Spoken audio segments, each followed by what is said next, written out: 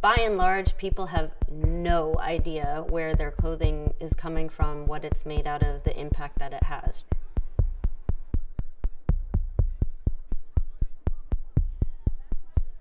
First of all, most importantly, the planet freaking needs this, and we don't have time to be dicking around, excuse me. You've got some great supporters in the Assembly and the Senate, in addition to who are supporting it, but who would be against it. Mm-hmm. There's always the people who are against it. Who are they and why?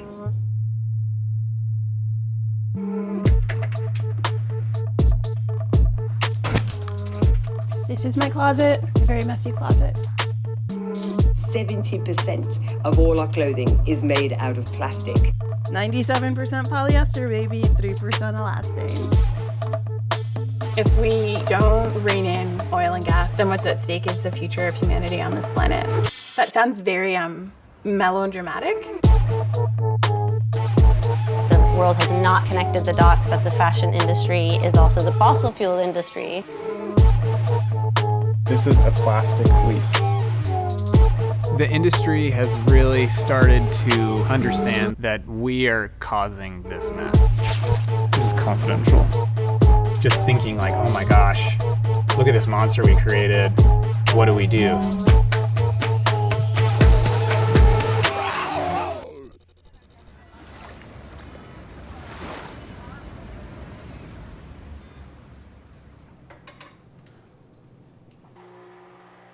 As a lawyer and through some of the work I was doing at the UN, I saw how if we are to find solutions to the climate crisis, we're going to have to change markets. And fashion is a particularly powerful way to do that because we can all think about what we put on our bodies every day. Hi, how are you? How are you doing? Okay. Oh, Leo, I think we also have a little guest. I never saw myself as an advocate. I was just a person trying to figure out her life. No, I'm sorry, guys. Sorry, she was very excited to talk to you guys. And I agree with that. It has to come through legislation. It's if I look back to why I am doing what I am doing, it was really out of curiosity, I think. How did I have no idea about this whole world?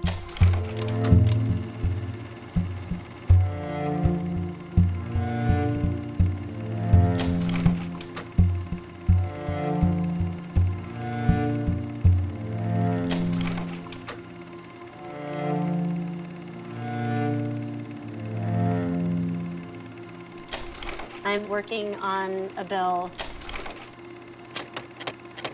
that would address the root causes of the impacts of the industry.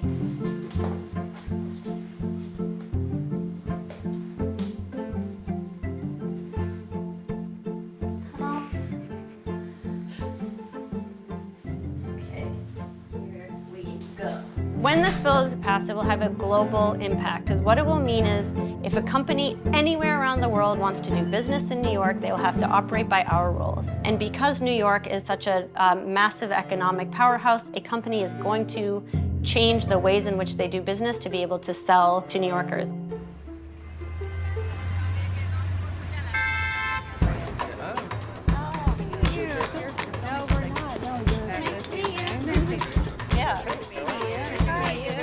I work with Maxime Bédard at the New Standard Institute. I'm a lawyer by background, but I've been in this space for 10 years. I think what we're looking for is to build a broad coalition of that is why it's taken so long to get this massive industry on the agenda. Every piece of legislation is a campaign. There are thousands of bills that get introduced that don't go anywhere. You have to create that energy. The biggest hurdle is just to get over inertia. This represents over 76% of the total greenhouse gas emissions of the life cycle of a garment. If we do not change anything by 2050, this industry alone will represent a quarter of the carbon budget globally. We do now have the opportunity and people and a media environment that cares. Let's do this, right? Meanwhile, we see the industry itself doesn't even know their own role in the world. We need to find the information, we need to get it out there, we need to communicate it, and have an independent voice. Welcome to How to Save a Planet. I'm Alex Bloomberg, and this is the show where we talk about what we need to do to address climate change, and how to make those things happen. And joining me for that conversation is How to Save a Planet's own senior climate reporter and recovering economics major, Kendra Pierre Lewis. I always forget you were an economics major. Yeah, nobody remembers. I consider that a compliment, actually. My job is to help inform people so that they can make better decisions about how to be participants in a democracy. One of the things that I'm working on right now is looking at the impact of sort of the fashion industry and climate change. It's a huge footprint, and if we're trying to decarbonize, then the fashion industry has to decarbonize as well. And that kind of led me down this kind of question mark of everything we buy is plastic. How did the plastic get into our clothing? How are we wearing plastic? I mean, the shirt is plastic. That's how we're wearing plastic. It's woven, it's thread. You might be able to tell if you set it on fire and it gets kind of melty. There we go. Can't believe you didn't play with fires, children. More than 50% of clothing material is basically plastic. It's usually some form of polyester. And that's a problem because plastic comes from oil and gas. Basically, you have crude oil. That's the thing that comes out of the ground. And they knew how to distill it to make gasoline, which is what we put in our cars. But in that process of distilling it, you end up with a whole bunch of other secondary chemicals. One of those secondary chemicals is ethane. And ethane, if you do a couple of things to it, makes ethylene. And ethylene is the primary ingredient for most plastics. The naked plastic product that you end up with looks like a pellet. They're called nurdles, which is a really cute word for something that is horribly destructive. You can heat it and you can extrude it into lots of things. You can extrude it into a plastic water bottle. You can extrude it really thin and then spin it, and then you can make yarn, which becomes a precursor for the fibers that will get woven into my t-shirt. So the main ingredient in our clothing is fossil fuels.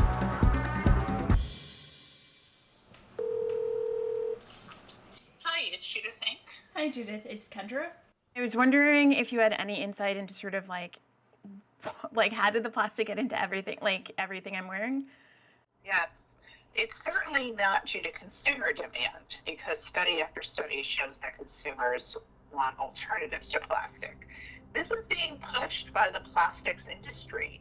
My light bulb moment was in recognizing the degree to which fossil fuel companies were really leaning into plastic and were really trying to expand the use of plastic as a way of staying in business. I wanted to put this report out because I was watching plastics becoming the plan B for the fossil fuel industry. Unless we act on plastics, those greenhouse gas emissions will be replaced with greenhouse gas emissions from the petrochemical sector.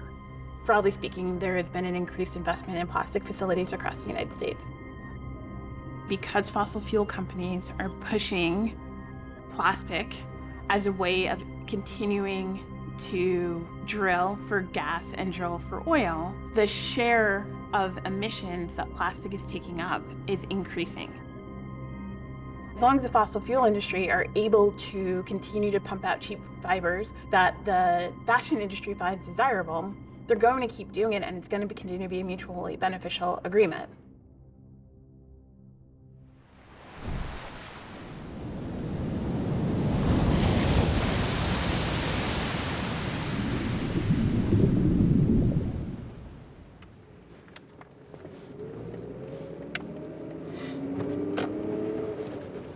When I first started working at Patagonia, the biggest thing that I worked on at the start was really just trying to prove that technical materials and performance materials and performance products could be made from waste, essentially.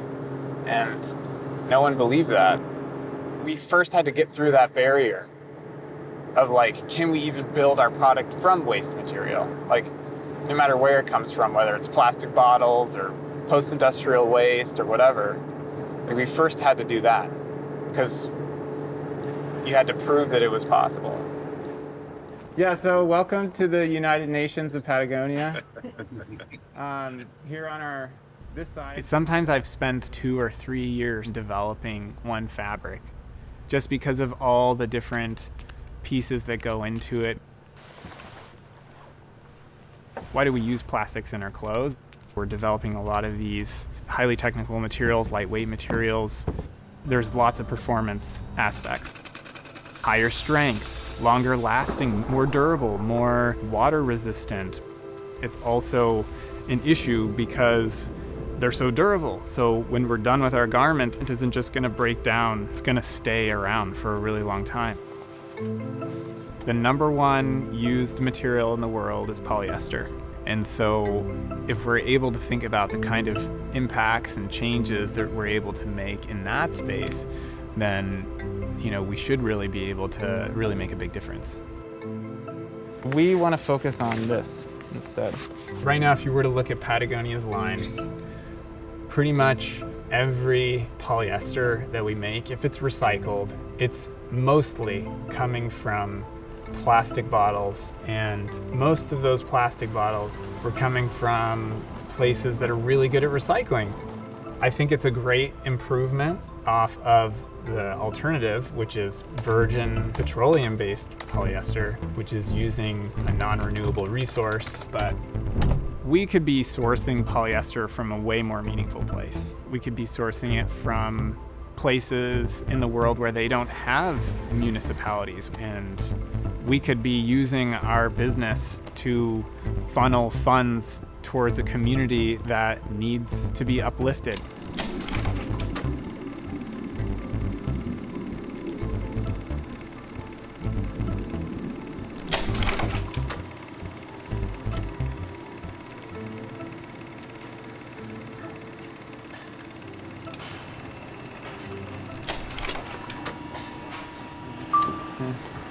All right, moment of truth.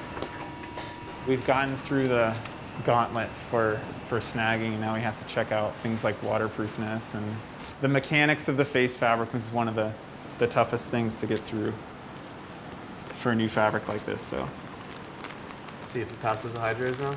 Yeah, let's run hydros. Everything is on the line in the lab, because if I can't pass something simple like tearing strength or snagging resistance, and that fabric isn't up to Patagonia's high level of quality, then we can't support that cause. It's crazy the kind of commitment that it takes to get through all this.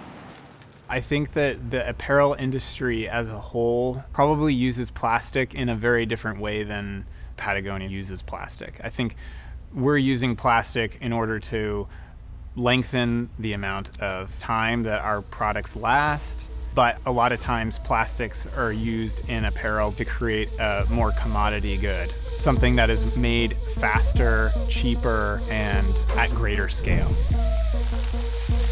What changed sort of the adoption of polyester and synthetic fibers was the rise of fast fashion. Fast fashion is the business model of disposability. So instead of having limited styles every season, you introduce new styles and you introduce a new way of consuming. This is a very new phenomenon. We went for millennia of dressing ourselves in things that came from a farm to, in about 2 generations, seeing synthetic plastic-based materials completely take over natural fibers. Correlation does not lead to causation, but in this case, it's pretty clear that fast fashion is a business model built on synthetics. At the moment, we are going from traditional fast fashion players to even more fast fashion, even cheaper products. I spent $2,000 online. The fault is not on us, the consumer, it's on the industry that has been marketing to us in the most intense way possible.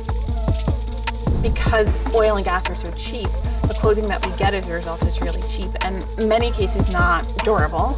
And so we end up spending less, but we're consuming more. In the United States, we have increased our clothing purchases over the past 15 years by 60%, but we wear clothes half as long. You're essentially telling people you can buy more clothes for less money. And there's this other thread, which is we're telling people you need to have the current style. And those two together creates this huge market explosion. Is the solution buying a Patagonia jacket? I'm not a nudist, so I embrace the reality that we need clothes. And ideally, if you are going to buy clothing, you should be buying clothing that is better constructed, uses better materials, has fairer wages, and can last a long time. But that isn't a solution. That's just essentially living in the world that should be. And so at some point we just need to stop consuming. Where we've been failing is we create these products and then we don't worry about how we're going to get rid of them. We don't worry about the environmental impact. That's somebody else's problem. You can't just throw your clothes into a blue bin like recycling. There's too many complexities with clothes. We throw away over 80 pounds of clothes per person per year, and that's just throwing it away. That's not even donating it. When we donate our garments, very little of that is actually ever resold. Only about 6% of the clothing that comes in is ever sold in those centers. Some of it just immediately gets tossed out because they assume nobody will want it, and then the rest gets sorted, and the lowest quality tends to go to sub-Saharan Africa. It's going to end up ultimately becoming the waste for the global south to manage, either in landfill there or burned, more likely. All of the carbon that has gone into the garment is burned and put back into the atmosphere. We've been led to believe that donating things is an unqualified good thing to do. But because of this disposable fashion, if we don't find value in it, it's actually going to be very hard for other people to find value in it. So often what ends up happening is we become obsessed with living these so-called like virtuous individual lives, buying quote unquote the right things, that we don't take any effort to sort of address the larger systemic issues that are pushing us into these false decisions. There's no way that the consumer can figure out this problem on their own. At the end of the day, we really need legislation and governments to step in and really help to solve this problem. There are a number of people, both overseas and in the United States, increasingly pushing for this kinds of legislation. We need broader regulation around how things are constructed. We need regulation over who bears the cost of disposing things.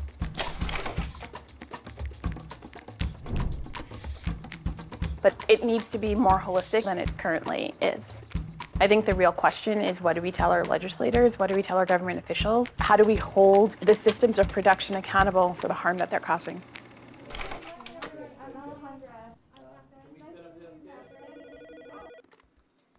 How can we create legislation that is actually going to drive the changes that we need to see? Step number one is the mapping and disclosures of the supply chain.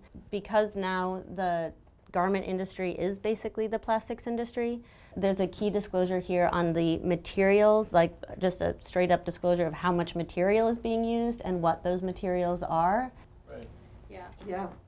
We get no insight and information as to what companies are actually doing. These are all things that have been existing in a black box. We don't want this to be just about disclosures.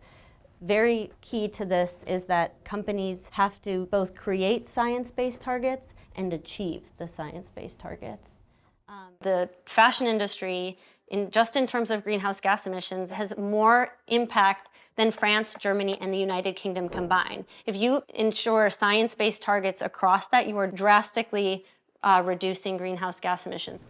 This is our first time working through this, really translating this into policy change. Yeah. So any guidance that you have on, if you were in our shoes? The key, I think, is just to get, try to line up, co-sponsors.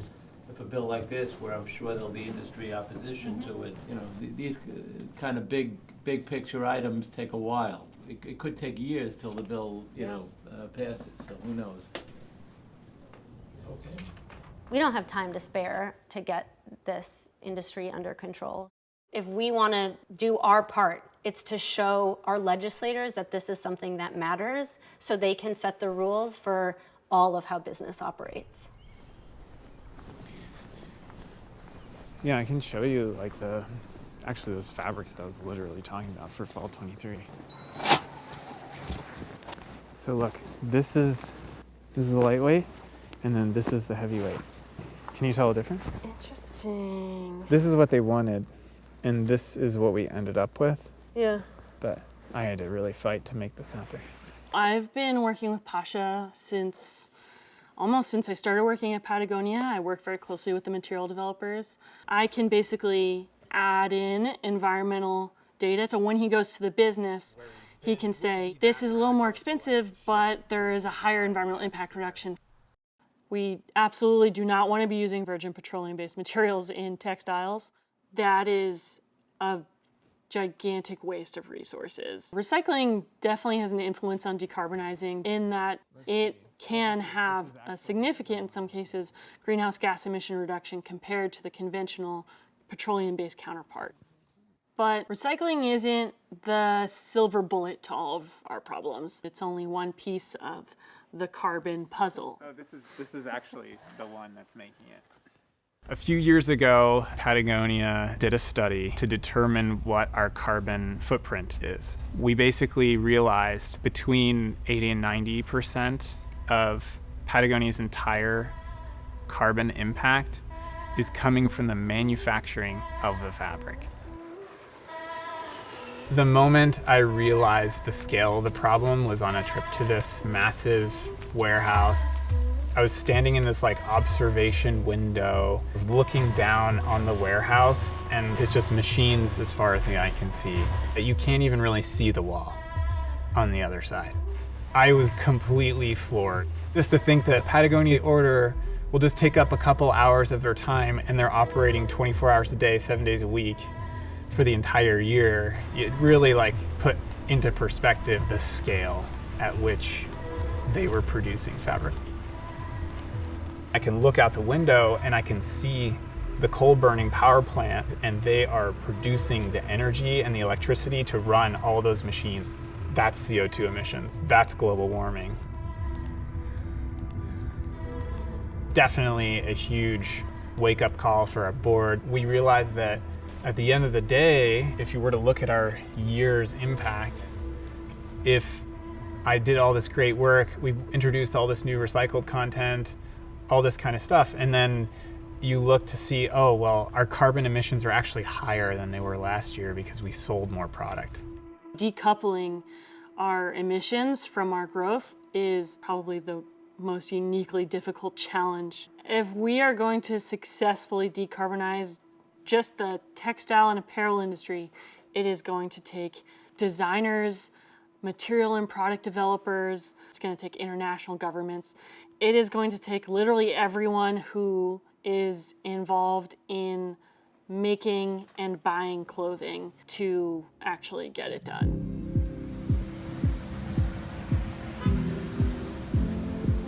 I can't say I've been eating or sleeping well, but it's also the most meaningful work that I've ever done.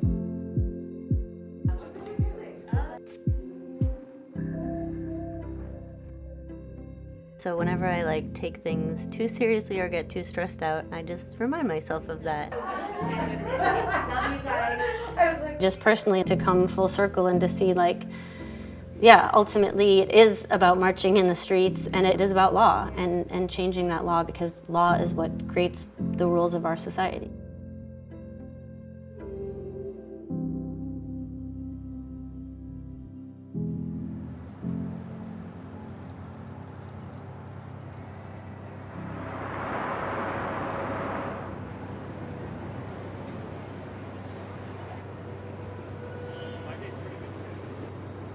We have been trained to see ourselves as consumers. Even after 9/11, President Bush said, the thing that you can do is come and shop, and that was the big contribution. That has been the message that we have been sold on, that our greatest role is to consume. But consumers are people, and we are citizens.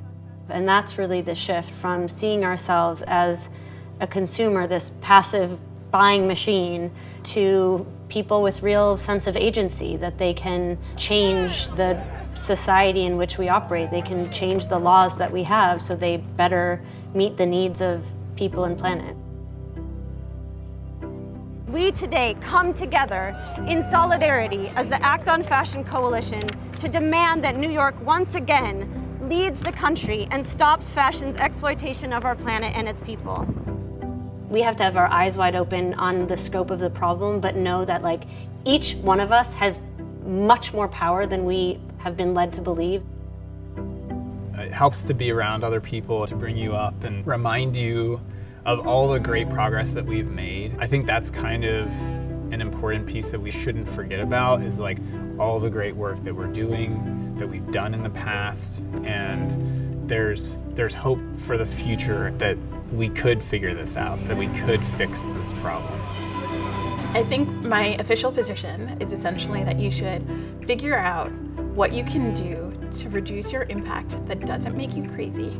And then take the energy that you would be using to perfect your lifestyle and use that energy in some sort of social community way and get to work. Guys, you didn't count to 3. It's going to take a lot of imperfect people doing, the most that they can or contributing in the way that they can for us to collectively make change.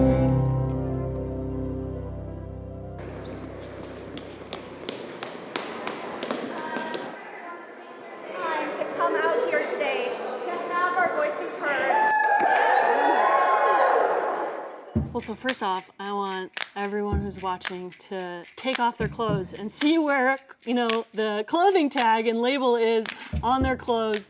Knowing what your stuff is made of is, the first step in understanding the impact.